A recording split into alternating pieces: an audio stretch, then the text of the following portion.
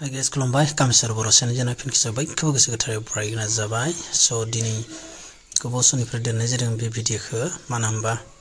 video editing खालामनाय जायाखैमोन बेखौनो दिन्थिनो नागिरदों सो नोंथांमोना नायबाय थाबानो जाबाय आलु आबाद दिन्थिबाय थादोंमोन सो मोजां जादों आलुआ जथेस्थ मोजाङानो होननांगोन माखिया आलु गोजा माखिया आरो गोफुर सो दिनै हिन्जावजों आंजों सो बुरगासिनो दङमोन सो बेखौनो एसे दिन्थिबाय फार्स्ट बुरनाय खालि बे दिन्थिनाय जादोंमोन सो भिडिअखौ गोबाव सम लाखिनाय बायदि जाबाय नै अस्त्रआ बे फार्स्ट खालिमोन सो बेखौनो दिनै एडिटिं खालामनाय जाबाय रायजोफोर दिनै आपल'ड होगोन नै गथ'फोराबो दङ माखासे फैनानै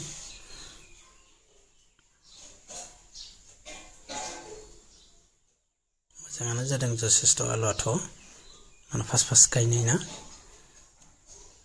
सो फार्स्ट गायनाय लुबैबाय गायबाय आरो एसे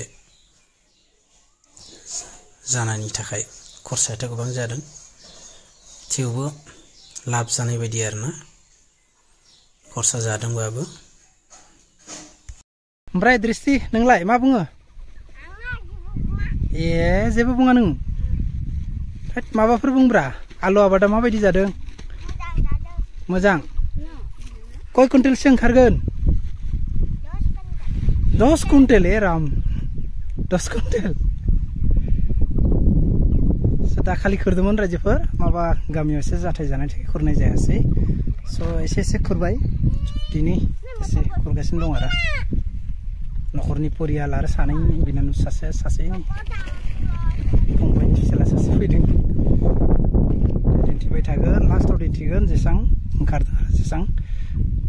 कय कुन्टेलसो जायो दिन्थिगोन रायजोफोर ओइ माखि आलु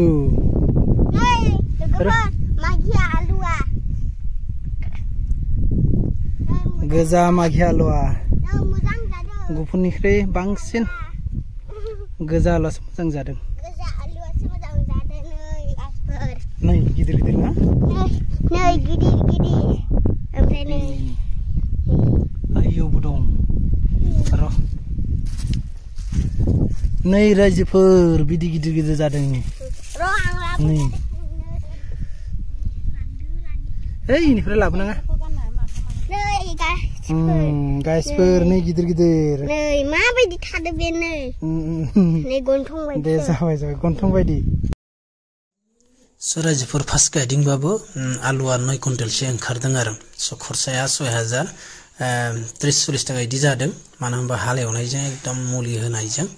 सो बेखिनियानो आलुआ जथेस्थ मोजां जादों बे फोराननाय जादोंमोन आरो गिदिराबो जादों सो फार्स्ट टाइम दासिम जथन लानोबो हायासै आरो माखासे गारियाव हरनायखौ दिन्थिनो हायासै रायजोफोर